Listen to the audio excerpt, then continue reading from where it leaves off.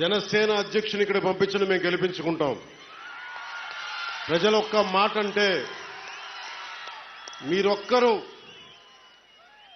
మీ గెలుపు మా పిఠాపురం మాది బాధ్యతని మీరు తీసుకున్నందుకు నేను కూటమి అభ్యర్థుల అందరి విజయానికి నేను కృషి చేశాను. మీరొక్కరు ఒక్క నియోజకవర్గం ఒక నాయకుడు వెన్నంటి ఉంటే ఈ రోజున 164 స్థానాల్ని కైవసం చేసుకుని